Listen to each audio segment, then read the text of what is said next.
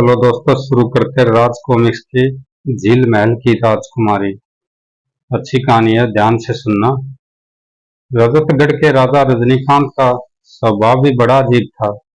पल में वह क्रोध से आग बबूला हो जाता तो अगले पल धैर्य शांत व धीर गंभीर विचारशील प्रकृति का दिखाई देने लगता।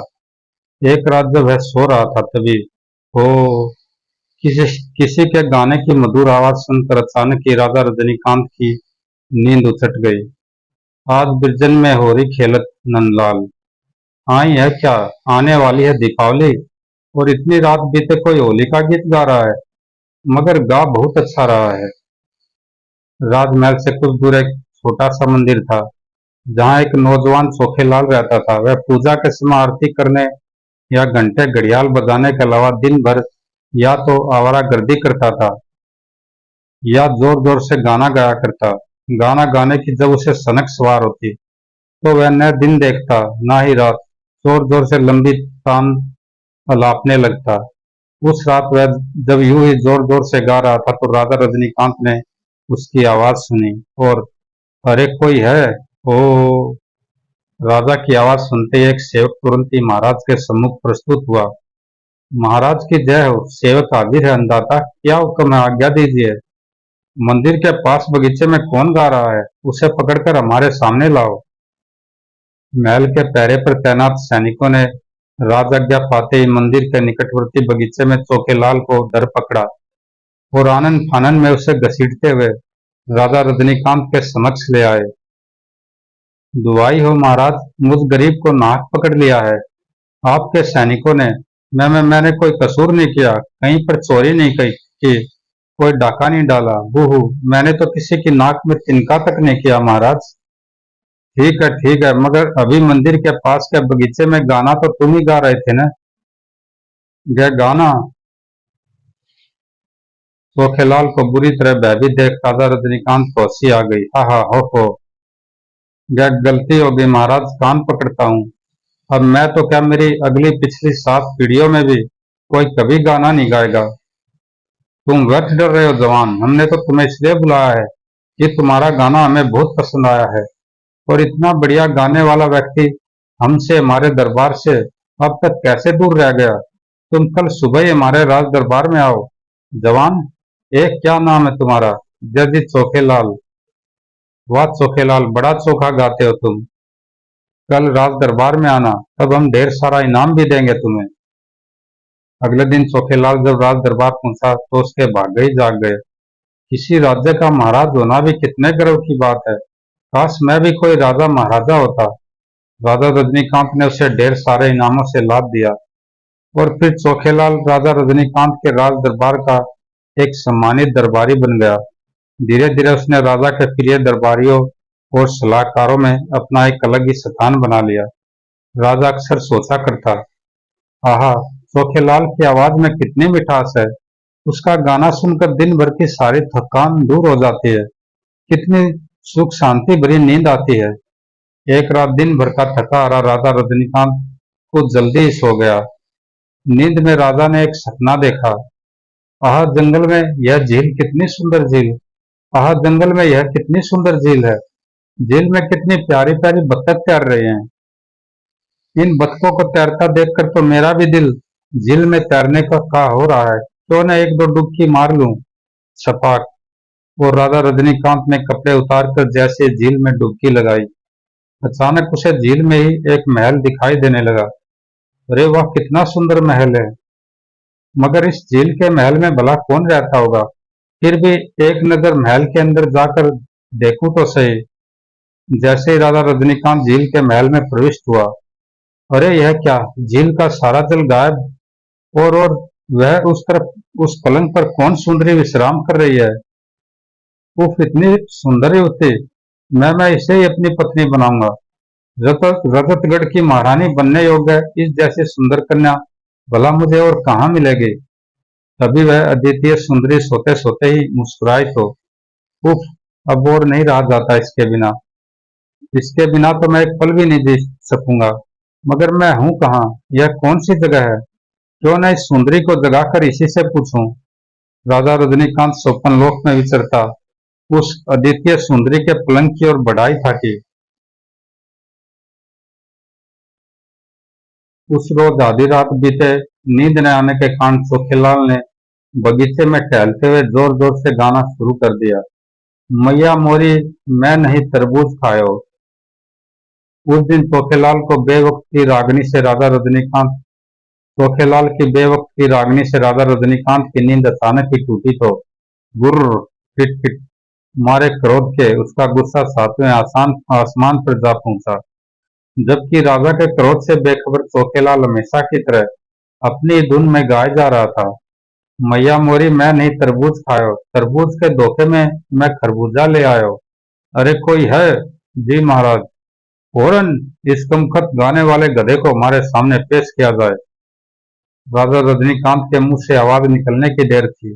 हुक्म पाते सैनिकों ने चोखेलाल की मुस्के कस उसे राजा के सम्मुख प्रस्तुत करने में जरा भी देर न लगाई। हे महाराज की जय हो। हे आज भी आपको मेरा गाना बहुत पसंद आया। ओहो मैं जानता था महाराज कि गाना आपको जरूर पसंद आएगा। हे इनाम के लिए मैं सवेरे राज दरबार में हाजिर हो जाऊंगा। खामोश बेवकूफ, नालायक गधे, तेरी वजह से हम अपनी स्वप्न सुंदरी को खो बैठे। आ जंगल की झील के महल में उसे देखकर हम अपनी सुध बुध खो बैठे थे, मगर तेरे बेवक्त के बेसुरे राग ने हमारी नींद तोड़ दी। हम अपनी प्राण प्यारी से उसका पता भी नहीं पूछ सके। सैनिकों ले जाओ इसे जंगल में और धड़ से गर्दन अलग कर दो इसकी। मैं मगर महाराज महाराज चोखेलाल लाख चिल्ला, मगर महाराज रजनीकांत को उस पर तरस न आया। सैनिक घसीटते हुए चोखेलाल को जंगल की ओर ले गए। चोखेलाल को जंगल में ले जाकर सैनिकों में से एक ने उसकी गर्दन धड़ से अलग करने के लिए तलवार ऊपर उठाई थी कि नहीं नहीं मत मारो, मुझे दया करो मुझ पर। महाराज अचानक ही अपना सुंदर सपना टूट जाने के कारण मुझसे नाराज हो गए हैं, किंतु कल जब उनका गुस्सा शांत होगा तो वह मुझे मारने के अपराध में तुम लोगों पर भी नाराज हो सकते हैं। दोनों सैनिकों ने परस्पर विचार विमर्श किया। भाई बोलोराम, यह चोखेलाल कह तो ठीक ही रहा है। आज महाराज ने इसे रात को गाने की सजा दी है, मगर एक दिन इनाम भी तो दिया था ऐसे ही रात को गाने पर। बोलोराम भाई, तुम्हारी बात में वजन तो है। आखिरकार दोनों सैनिकों ने दया करके चोखेलाल को छोड़ दिया, मगर उसे एक बात की चेतावनी दे दी कि वह भूल कर भी रजतगढ़ की सीमा में दोबारा कदम न रखे। हे भगवान, आज तो बचा दी तूने मेरी जान। अरे ओ नीली छतरी वाले, तू है बड़ा महान। और फिर चोखेलाल को उस घने जंगल में छोड़कर दोनों सैनिक राजमहल की ओर वापस लौट गए। कुछ दिन यूं ही बीत गए। क्रोध में चोखेलाल का सिर धड़ से अलग करने का आदेश देने के बाद राजा रजनीकांत ने फिर कभी उसका ख्याल ही न किया था। मगर एक रात जब वह सोया हुआ था, सुंदर सपनों में खोया हुआ था, छपाक उसे हूबहू वही सपना दिखाई दिया जिसके अचानक टूट जाने पर एक बार उसने चोखेलाल का सिर धड़ से अलग कर देने का आदेश दे डाला था। इस बार भी झील में तैरता राजा झील के महल तक जा पहुंचा। झील के भीतर महल में प्रविष्ट होकर राजा महल के भीतरी भाग में एक सुंदर से पलंग पर सोती अद्वितीय सुंदरी के निकट पहुंच गया और उफ, वही वही है यह मेरे सपनों की रानी। हाँ, आज मैं इससे बात के बिना नहीं जाऊंगा। किंतु राजा रजनीकांत की इच्छा उसके मन में ही रह गई। आज भी उसका सपना बीच में ही टूट गया, जबकि आज तो उसे चोखेलाल के गाने की आवाज भी नहीं सुनाई दी थी। आज तो चारों ओर गहरा सन्नाटा छाया हुआ था। वातावरण में झिंगरों की आवाज अथवा तेज हवा चलने से उत्पन्न साए साए की आवाज भी नहीं गूंज रही थी। यह क्या, आज तो हर तरफ गहरा सन्नाटा है, चारों तरफ शांति छाई हुई है, किसी प्रकार का शोर नहीं है। यहाँ तक कि चोखेलाल के गाने की आवाज भी नहीं सुनाई दे रही। फिर भी आ मेरा सपना अधूरा ही रह गया। मैं अपनी स्वप्न सुंदरी से बातें भी नहीं कर सका।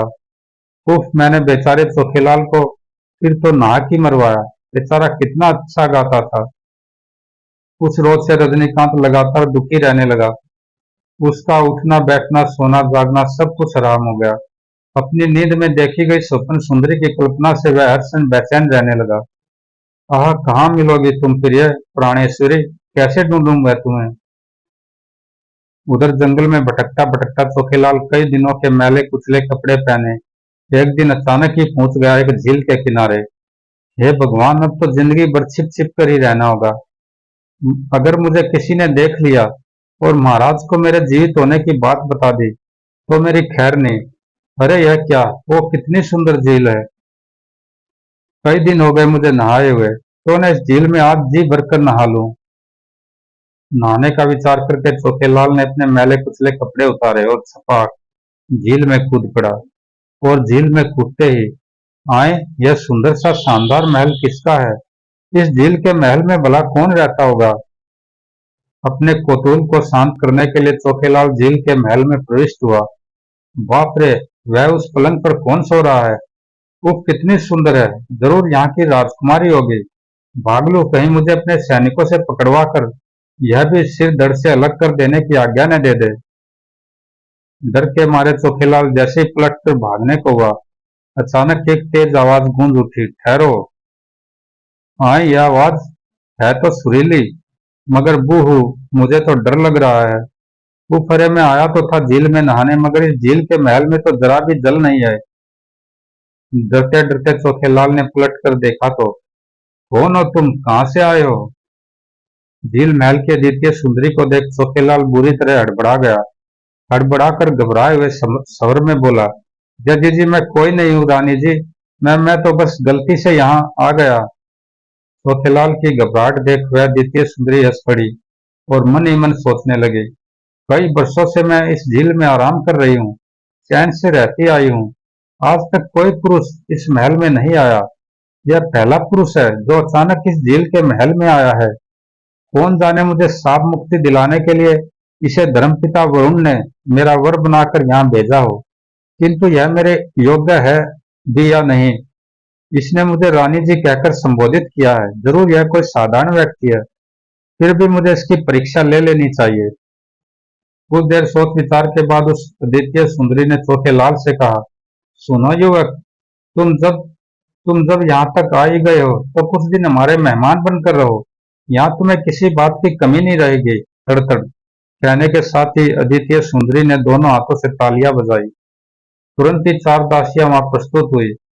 हम हाजिर हैं राजकुमारी जी, आज्ञा कीजिए, क्या सेवा की जाए?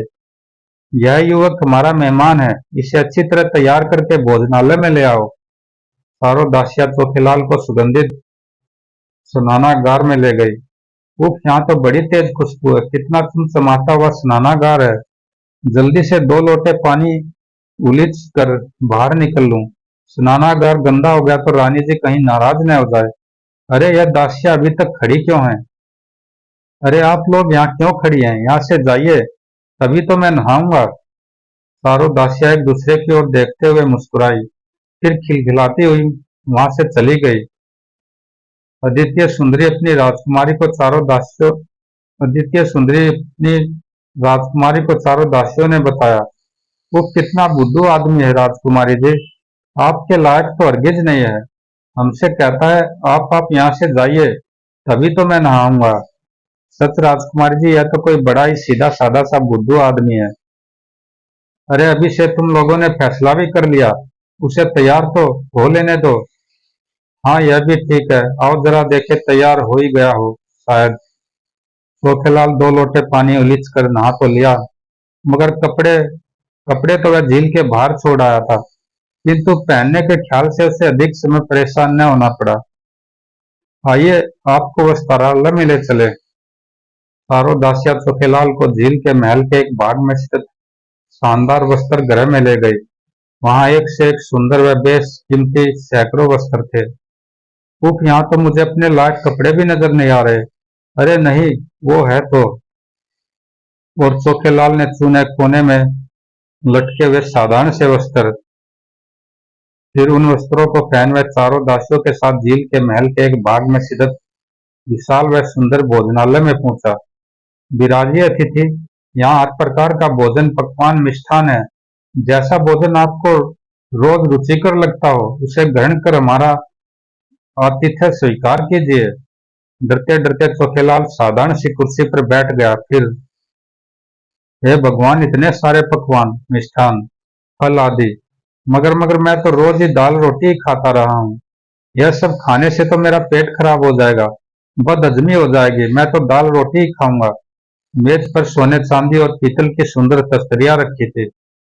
चोखेलाल ने डरते डरते पीतल की तस्तरी ली और दाल रोटी चावल उसमें लेकर भोजन करने लगा। थोड़ी देर में गपागप भोजन मुंह में घुसते हुए पीतल की तस्तरी उसने बिल्कुल साफ कर दी। डकार। उसके बाद अद्वितीय सुंदरी की आज्ञा पाकर चारों दासियां चोखेलाल को एक सुंदर शानदार शयन कक्ष में ले गई। वहां शानदार पलंग भी बिछा था और पलंग के निकट ही जमीन पर बिछी थी एक दरी। उफ, यह पलंग तो बड़ा गुदगुदा है, इस पर तो मैं पल भर भी नहीं सो सकूंगा। मुझे तो खुरदुरी चारपाई तख्त या जमीन पर ही सोने की आदत है। ऐसा करता हूँ, मैं इस दरी पर ही सो जाता हूँ।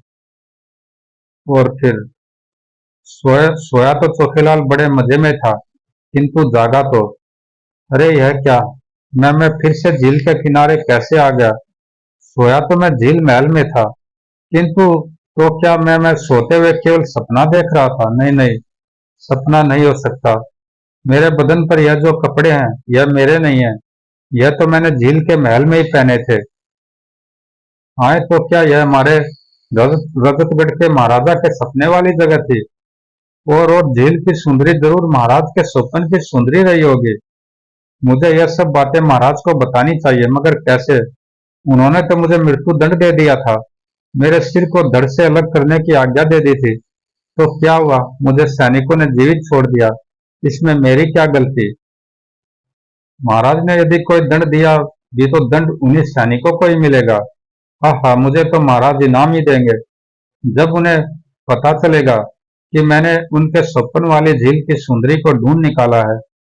और उधर झील के महल में उदास मत होइए राजकुमारी जी, जल्दी ही कोई पराक्रमी प्रतापी वीर पुरुष यहाँ अवश्य आएगा और हमें इस झील के महल की कैद से हमेशा के लिए छुटकारा मिल जाएगा। दूसरी तरफ राजा रजनीकांत उस रात भी अपनी स्वप्न सुंदरी के ख्यालों में खोया, एक पल भी सोया नहीं रह सका था। रात आधी से ज्यादा बीत गई तो ओ, अरे यह कैसी आवाज है। आवाज तो चोखेलाल की आवाज जैसी लग रही है, किंतु वह तो मर चुका है। हमेशा की तरह राजा रजनीकांत ने सैनिकों को गाने वाले को पकड़ लाने का आदेश दिया। आदेश पाते ही सैनिक गाने वाले को पकड़ लाने के लिए चल दिए। फिर जब सैनिक लौटे तो उनके साथ चोखेलाल को देख राजा रजनीकांत आश्चर्य में पड़ गया। अरे चोखेलाल, तुम जिंदा हो। मैंने तो तुम्हें मार देने का तुम्हारा मैंने तो तुम्हें मार देने का, तुम्हारा सिर धड़ से अलग कर देने का आदेश दिया था। आपने जिन्हें मुझे मारने का आदेश दिया था उन्होंने मुझे मारा नहीं, इसमें मेरा क्या दोष।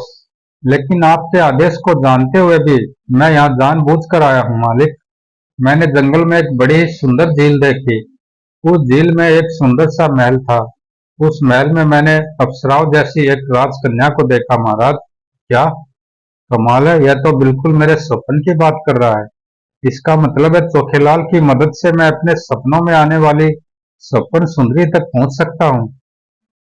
अच्छा हुआ सैनिक बोलोराम और सैनिक तोलोराम ने मेरी मूर्खतापूर्ण आज्ञा न मानकर चोखेलाल को जीवित छोड़ दिया, अन्यथा मुझे कभी मालूम ही नहीं पड़ता कि मेरे सपनों में आने वाली स्वप्न सुंदरी मुझे कहाँ मिलेगी।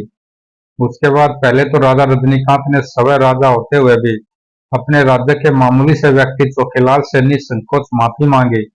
और फिर चोखेलाल, मुझे तुरंत ही जल्द से जल्द उस झील तक ले चलो जहां मेरे सपनों की रानी मेरी प्राणेश्वरी रहती है। बदले में तुम जो भी मुझसे चाहोगे मैं तुम्हें दूंगा।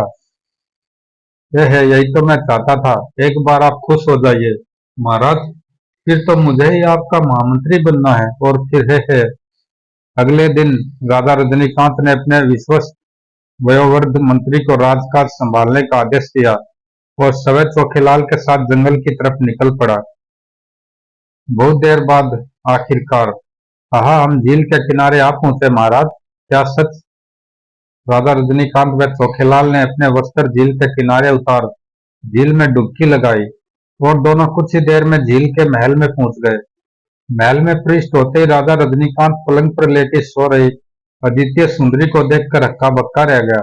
यही है मेरे सपनों की रानी, मेरी स्वप्न सुंदरी। हाँ, अब मैं अपनी प्राणेश्वरी को साथ लिए बिना यहाँ से नहीं जाऊंगा। सोती हुई अद्वितीय सुंदरी आहट पाकर एकाएक जागृत हो उठे। वो तुम फिर यहाँ आ गए जवान। इस बार यह अपने साथ किसे लाए हो?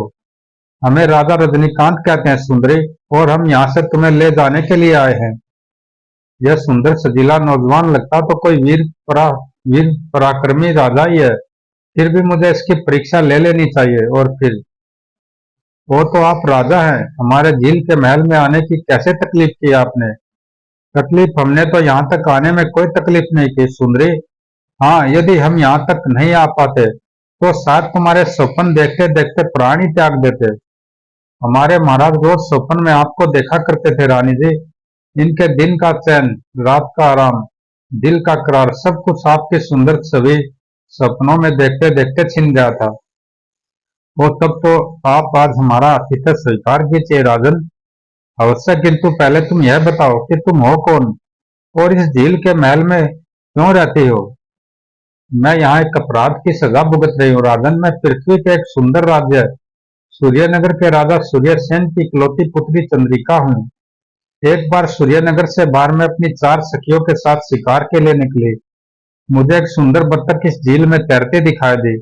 दिन भर कोई अच्छा शिकार हाथ न लगने के कारण मैंने उस बत्तख को ही अपना तीर का निशाना बना लिया। नहीं सन, बत्तख को पकड़ने के लिए मैं अपनी चारों दासियों से झील में कूदी। अपने शिकार को लिए बिना मैं वापस अपने राजमहल नहीं लौटना चाहती थी। और फिर झील में जैसे कोई चुंबकीय शक्ति हमें खींचती हुई इस झील के महल में ले आई। वरुण पिता, इस पाषाण हृदय राजकन्या ने अपने मनोरंजन के लिए मेरी जान ले ली। फिर झील के उस राजकुमार ने तड़प तड़प कर मुझसे यह कहते हुए प्राण त्याग दिए। निर्दयी, निष्ठुर, निर्मोही राजकन्या, अब तो इस महल से कभी भी बाहर नहीं निकल सकेगी। निरीह लोगों पर अत्याचार करने की तेरे लिए यही सजा है। नहीं नहीं, मेरी भूल क्षमा कर दो दयालु झील कुमार। मैं प्रतिज्ञा करती हूँ अब से किसी जीव जंतु पर कभी कोई अत्याचार नहीं करूंगी। तभी वहां प्रकट हुए जल देवता वरुण।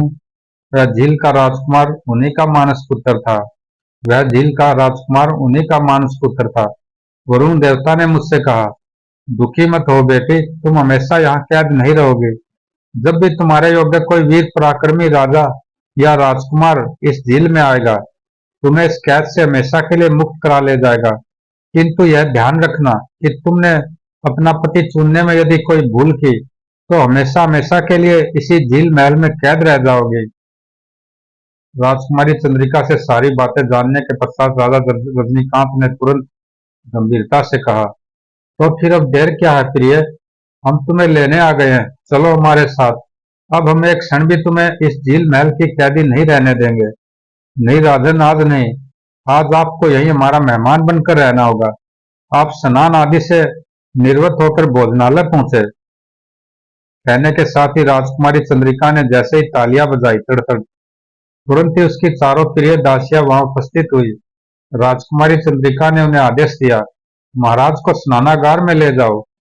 चारों दासियां राजा रजनीकांत को स्नानागार में ले गई तो, अरे अब तुम लोग खड़ी खड़ी मुंह क्या देख रही हो, हमें स्नान कौन करवाएगा? यह निश्चय ही कोई राजपुरुष है। चारों दासियों ने राजा रजनीकांत को केवड़े व सुगंधित इत्रों से परिपूर्ण जल से स्नान कराया। फिर उसे वस्त्रागार में ले गई। वो कैसी कैसी बेहूदी पोशाकें हैं यहाँ तो। सबसे शानदार पोशाक हो वह निकालो हमारे लिए। सबसे शानदार पोशाक पहनने के बाद जब राजा रजनीकांत को भोजनालय में ले जाया गया तो वह सुंदर सिंहासन पर ही बैठा। और उफ, यह पीतल और चांदी की थालियां किसने रखी है यहाँ, हटाओ इन्हें। सन सनसनाहट। सोने की थाली में भांति भांति के पकवान मिष्ठान परोसे गए। तब आहिस्ता आहिस्ता राजा रजनीकांत ने भोजन करना शुरू किया। जी भर खाया, बाकी थाली में ही छोड़ दिया। फिर जब उसे आराम के लिए शानदार शयन कक्ष में ले जाया गया, अरे कोई है?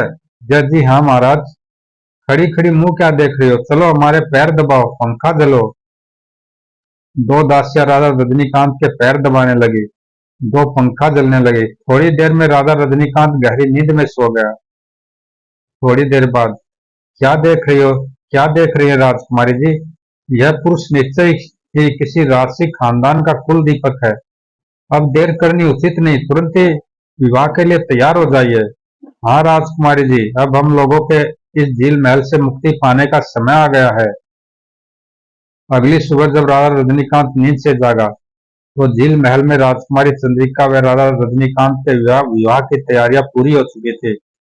गंधर्व रीति से गंधर्व रीति से बिना किसी धूमधाम के एक दूसरे के गले में जयमाला डालकर राजकुमारी चंद्रिका व राजा रजनीकांत ने एक दूसरे को पति पत्नी के रूप में स्वीकार किया। विवाह संपन्न होने के साथ ही जैसे चमत्कार सा हुआ, झील का महल जैसे अपने आप ही पानी से ऊपर उठता चला गया। राजा रजनीकांत, रानी चंद्रिका, चोखेलाल व चारों दासियां जैसे ही महल से बाहर निकले, झील महल तुरंत ही आश्चर्यजनक रूप से फिर से झील में समा गया। रानी चंद्रिका को साथ ले राजा रजनीकांत सूर्यनगर के राजा सूर्य सेन के पास भी गया। राजा सूर्यसेन अपनी खोई हुई पुत्री व उसकी दासियों को फिर से अपने सामने जीती जागती अवस्था में देख अत्यंत प्रसन्न हुए। उन्होंने अपनी बेटी व दामाद का हार्दिक स्वागत किया। आप मेरी बेटी, मैं कितना प्रसन्न हूँ, आज अपनी खुशी बयान भी नहीं कर सकता। जवाई राजा, मैं सूर्यनगर के राजघराने की यह प्राचीन संजीवनी पुस्तक और अपना सारा राज्य भी तुम्हें सौंप रहा हूँ। बूढ़ा हो चुका हूँ, अब मुझे कुछ दिन भगवान के भजन के लिए भी मोहलत मिलनी चाहिए। राजा रजनीकांत अब दो दो राज्यों का राजा हो गया था। अपने दोनों राज्यों रजतगढ़ व सूर्यनगर में राज करते हुए रानी चंद्रिका के साथ सुखपूर्वक जीवन व्यतीत करने लगा। रानी चंद्रिका रोज राजा रजनीकांत को अपने सामने बैठाकर भोजन कराती। यह ठीक नहीं लगता प्रिय, इतने सारे दास दासी हैं हमारे यहाँ, फिर भी तुम स्वयं ही अपने हाथ से भोजन तैयार करके हमें खिलाती हो। क्या हमारे हाथ का बनाया भोजन आपको ठीक नहीं लगता? ऐसी बात नहीं, भोजन तो इतना स्वादिष्ट होता है कि दिल चाहता है अंगुलियां भी चाट जाए हम। राजा रजनीकांत का सुख वैभव देख चोखेलाल मन ही मन कूदने और पछताने लगा था। उफ, कितना मूर्ख हूं मैं। यह राजपाट और खूबसूरत सुंदरी जो अब राजा रजनीकांत की रानी है, यह सब कुछ मेरा हो सकता था। मेरे भी मति भ्रष्ट हो गई थी। व्यर्थ ही राजा रजनीकांत का भला किया, जबकि राजा ने तो मेरा सिर धड़ से अलग करने का आदेश दे दिया था। झील महल के बारे में मैं राजा रजनीकांत को खबर न करता और जबरदस्ती रानी चंद्रिका से विवाह कर लेता तो क्या बिगाड़ सकता था मेरा कोई। तब सूर्यनगर का राज्य तो हर हालत में मुझे मिल ही जाता। एक दिन राजा रजनीकांत के दिल में शिकार खेलने का विचार आया। बहुत दिनों से हम जंगल में शिकार खेलने नहीं गए प्रिय, क्यों न आज शिकार खेलने जाने का कार्यक्रम बना लिया जाए। अवश्य, मैं भी महल में रहते रहते उब सी गई हूँ। मैं भी आपके साथ चलूंगे, किंतु किसी निरीह पशु पक्षी का शिकार हम नहीं करेंगे। मंजूर, हम सिर्फ हिंसक जीव जंतुओं का ही शिकार करेंगे। और हाँ, शिकार पर अपने साथ विश्वसनीय साथी चोखेलाल को भी ले जाएंगे। तुम्हें इस पर कोई आपत्ति तो नहीं है? नहीं, मुझे भला क्या आपत्ति होनी है, बल्कि मैं तो आभारी हूँ चोखेलाल की कि उसी के कारण आप मुझे पति के रूप में मिल सके हैं। अगले दिन शिकार का कार्यक्रम बना। राजा रजनीकांत, रानी चंद्रिका और चोखेलाल शिकार के लिए जंगल की ओर निकल पड़े। मेरे विचार से तो कुछ सैनिकों को भी हम अपने साथ ले लेते तो अधिक उत्तम होता। हूँ, डरती हो महारानी? तीर कमान भाले तलवार के होते हुए कोई भी हिंसक जंतु हमारे निकट भी नहीं फटक सकता।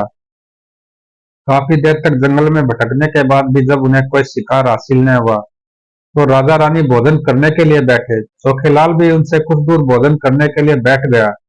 रानी ने हमेशा की तरह पहले अपने पति को प्रेम पूर्वक भोजन कराया, फिर सवै भोजन करने के लिए बैठी थी कि उफ, किसी बाज के मुंह से छुटकर एक तोता ठीक उसके भोजन के सामने ही आ गिरा और मर गया।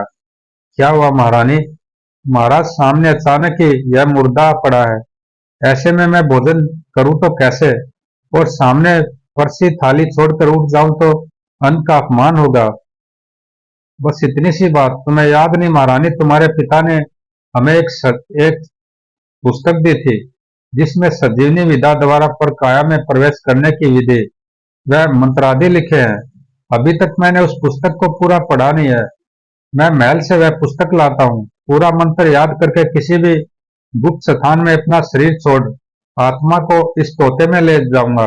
और उड़ जाऊंगा, तब तुम भोजन कर लेना और मैं तोते के रूप में उड़कर अपने शरीर के पास पहुंच जाऊंगा और पुनः अपना शरीर धारण कर लूंगा। क्यों, ठीक है ना? नहीं नहीं, आप इस भयानक बियाबान जंगल में मुझे अकेला छोड़कर जाएंगे?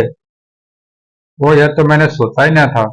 तुम्हें इस प्रकार जंगल में छोड़ना भी उचित नहीं। ऐसा करता हूँ, मैं वह पुस्तक चोखेलाल को भेजकर उससे ही मंगवा लेता हूँ।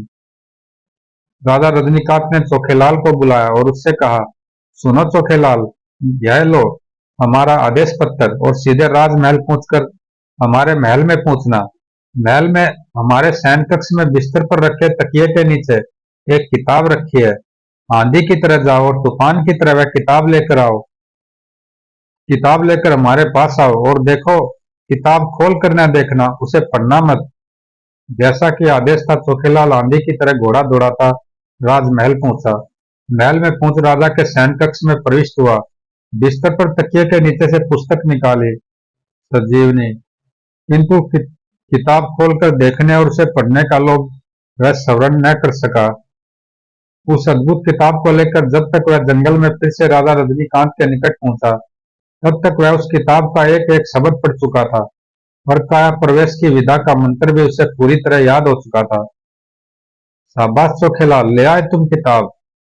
किताब चोखेलाल से लेकर राजा रजनीकांत ने परकाया प्रवेश का मंत्र याद किया और फिर एक पथरीली चट्टान चट्टान के पीछे जाकर उसने अपनी आत्मा शरीर से अलग की और अपनी पत्नी महारानी चंद्रिका के सामने पड़े मर्द तोते के शरीर में प्रवेश किया। महारानी के सामने पड़ा मर्द तोता तुरंत ही जीवित हो उठा और पंख फड़फड़ाते हुए उड़ गया। उधर संजीवनी पुस्तक पढ़कर प्रकाश प्रवेश का मंत्र जान चुके चोखेलाल के दिल में कपट भरी भावनाएं उत्पन्न हो चुकी थी।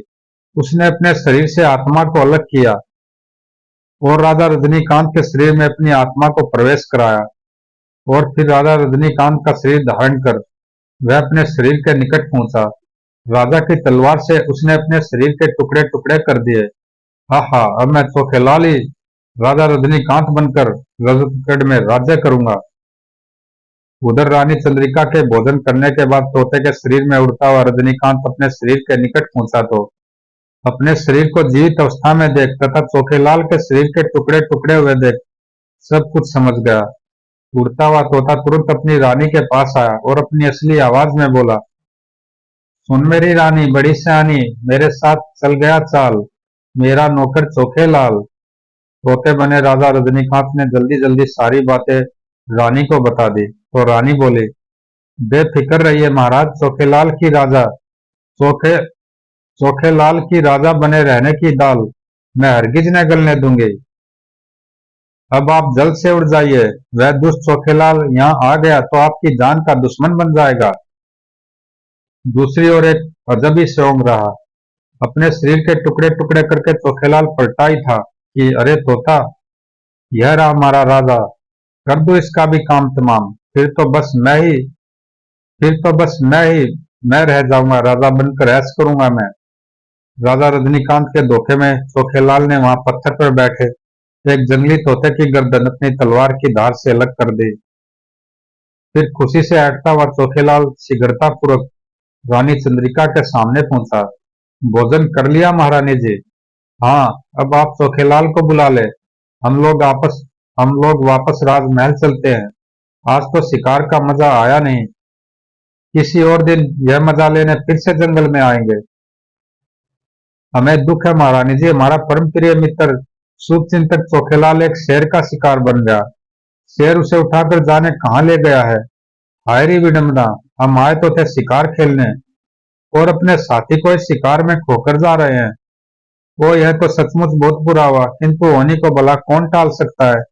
महाराज, अब तो राजमहल वापस लौट चलना ही उचित होगा। धूर्त कपटी छली, तू चाहे जितनी भी बकवास कर ले, किंतु असली बात तो मैं पहले से ही जान गई हूँ। वक्त आने दे, तुझे धोखेबाजी का अच्छा मजा चखाऊंगी। राजा रजनीकांत बने चोखेलाल के साथ महारानी चंद्रिका राजमहल पहुंची। इस धूर्त चोखेलाल को सबक सिखाने के लिए धूर्तता से ही काम लेना पड़ेगा। राजा बनते ही चोखेलाल के तो ठाठ आ गए। ऐश और मजे से उसने कई दिन व्यतीत किए। आहा, सब लोग मुझे चोखेलाल नहीं, राजा रजनीकांत ही समझते हैं। मगर मैं महारानी चंद्रिका को तो भूल ही गया। अरे मैं ही उसका पति हूँ। आज रात महारानी जी का सौंदर्य भी भली भांति देख ही लिया जाए। जब तक मैं चोखेलाल था तब तक तो और बात थी, उनकी ओर देखते हुए भी डर लगता था, मगर अब चोखेलाल की हिम्मत धीरे धीरे बढ़ गई और राजा रजनीकांत के रूप में चोखेलाल जैसे ही महारानी के कक्ष में पहुंचा। आखिरकार आपको आ गई हमारी याद, किंतु यह भी याद है कि जब तक आप 1000 तोते हमारे लिए नहीं मंगवाएंगे तब तक हम और आप दूर ही दूर रहेंगे। 1000 तोते? मगर इतने तोतों का आप क्या करेंगी महारानी जी? भूल गए आप? आपने हमें वचन दिया था कि इस विषय में आप हमसे कुछ नहीं पूछेंगे। चाहे हम तोतों के खून से स्नान करें या उन्हें अपने बगीचे में पाले, हमें तोतों का क्या करना है यह बात हम बाद में आपको बताएंगे। रानी चंद्रिका की बात सुन चोखेलाल उलझन में पड़ गया। महाराज ने महारानी को ऐसा कोई वचन दिया है, अच्छा हुआ जो यह बात मुझे ज्ञात हो गई, वरना महारानी जी को मुझ पर शक भी हो सकता था। किस सोच में पड़ गए महाराज? वो कुछ नहीं, कुछ नहीं। मैं यही सोच रहा था। वो कुछ नहीं, कुछ नहीं, मैं यही सोच रहा था कि तुम्हारे लिए 1000 तोतों का शीघ्र से शीघ्र प्रबंध करना है। अगले दिन राज्य भर में मुनादी करवा दी गई। सुनिए सुनिए साहिबान मेहरबान, राज्य भर के समस्त बहेलियों के लिए एक खुशखबरी। जो भी बहेलिया जितने अधिक तोते पकड़कर महाराज के दरबार में लाएगा वह उतनी ही स्वर्ण मुद्राएं पुरस्कार में पाएगा। फिर क्या था, राज्य भर के बहेलियों में तोते पकड़ने की जैसे होड़ सी लग गई। रोज ही बहेलिये जाल बिछाते, तोते पकड़ कर लाते और जितने तोते लाते उतनी स्वर्ण मुद्राएं राजा से पुरस्कार स्वरूप ले जाते। तोतों को रखने के लिए एक बहुत बड़ा पिंजरा बनवाया गया। रानी चंद्रिका पिंजरे के पास पहुंची, किंतु उनमें राजा तोता न था। रानी उदास हो गई। हाय रे, तुम में कोई भी तोता ऐसा नहीं है जो मुझसे प्यार भरी बातें भी कर सके। राजा तोता था बुद्धिमान, वह भला बहेलियों के जाल में कहाँ फंसने वाला था। किंतु एक रात वह राजमहल में महारानी के शयन कक्ष की खिड़की पर पहुंचा। अरे तोता! तोता नहीं महारानी, यह मैं हूँ, तुम्हारा पति राजा रजनीकांत। आखिर तुम राज्य भर के सारे तोतों की दुश्मन क्यों बन गई हो, यही जानने के लिए मैं यहाँ आया हूँ। मैं तोतों की दुश्मन नहीं बनी हूँ महाराज, आपको आपके शरीर में पूर्ण प्रवेश दिलवाने के लिए उपयुक्त युक्ति सूझ गई है। इधर आइए, यह देखिए। रानी चंद्रिका तोते के रूप में उड़ते राजा रजनीकांत को अपने साथ एक विशिष्ट कक्ष में ले गई। उस विशिष्ट कक्ष में बर्फ की सिलियों पर एक मरी हुई बिल्ली पड़ी थी। पिछले दिनों मेरी प्यारी पालतू बिल्ली मर गई थी महाराज। बस तभी से एक उपाय मेरे दिमाग में आ गया। आप परकाया प्रवेश की अपनी विधा का प्रयोग कर अपनी आत्मा बिल्ली के शरीर में ले आए, फिर दुष्ट चोखेलाल को धोखे की सजा देने में हमें देर नहीं लगेगी। राजा रजनीकांत ने परकाया में प्रवेश करने की विधा का प्रयोग कर शीघ्र ही तोते के शरीर का त्याग किया और बिल्ली के शरीर में अपनी आत्मा को प्रविष्ट किया। बिल्ली जीवित होते ही बर्फ की सीलियों पर से उछलकर रानी चंद्रिका के निकट आ गई। फिर रानी चंद्रिका ने धीमे धीमे स्वर में बिल्ली बने राजा रजनीकांत को अपनी योजना समझाई।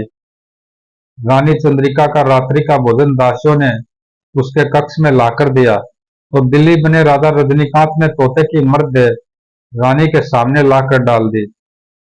उफ, अब मैं कैसे भोजन करूं, मुर्दा सामने ला पटका, निगोड़ी बिल्ली ने। रानी के आदेश पर दासियां राजा के पास पहुंची। महाराज, महारानी जी आपको याद कर रही हैं, जब तक आप उनके सम्मुख नहीं पूछेंगे वे भोजन नहीं करेंगे। राजा रजनीकांत मना चोखेलाल महारानी चंद्रिका के कक्ष में पहुंचा तो, आहा, आप आ गए महाराज। आज फिर वही दुविधाजनक जंगल वाली स्थिति उत्पन्न हो गई है। मुर्दा सामने पड़ा है, मैं भोजन करूं तो कैसे? बस इतनी सी बात, मैं इस कक्ष से बाहर जाता हूँ और अपनी देह त्याग कर आता हूँ, फिर तोते के मुर्दे में अपनी आत्मा को प्रवेश कराकर यहाँ से उड़ जाऊंगा। तुम भोजन कर लेना, मैं अपने शरीर के निकट पहुंचकर फिर से अपनी काया में प्रवेश कर जाऊंगा। राजा रजनीकांत बना चोखीलाल महारानी चंद्रिका के कक्ष से बाहर गया और राजा रजनीकांत की देह त्याग अपनी आत्मा को उसने तोते की मृतदेह में डाल दिया। चोखेलाल की आत्मा ने जैसे ही तोते के शरीर में प्रवेश किया, रानी चंद्रिका ने झपटकर तोते को दबोच लिया और उसकी गर्दन में डाल दिया एक काला धागा। यह मंत्र सिद्ध काला धागा है चोखेलाल, अब तुम्हारी आत्मा कभी भी इस तोते के शरीर से बाहर न आ सकेगी। अब तुम हमेशा के लिए इस पिंजरे में कैद हो जाओ। ठीक उसी समय राजा रजनीकांत ने बिल्ली की देह त्याग अपने शरीर में अपनी आत्मा को प्रविष्ट कराया और जीवित होकर उठ बैठा। इसे हमेशा के लिए इस पिंजरे में कैद रहने दो। सोखेलाल को अपने लोभ व दुष्टता का अच्छा सबक मिल गया। एक सबक रानी चंद्रिका को भी मिला। सोखेलाल के धोखे से मुझे हमेशा के लिए सीख मिल गई है महाराज। अब मैं कभी छोटी छोटी बातों पर अंधविश्वास नहीं करूंगी। पशु पक्षी तो क्या, इंसान भी तो रोज मरते ही रहते हैं, किंतु प्रकृति का कार्य तो नियम पूर्वक चलता ही रहता है ना। हाय, अब मुझे हमेशा इस पिंजरे में ही रहना होगा। काश मैंने राजा बनने का लालच न किया होता। तमाम दोस्तों, अच्छी कहानी थी। जरूर लाइक सब्सक्राइब करना, कमेंट में बताना क्या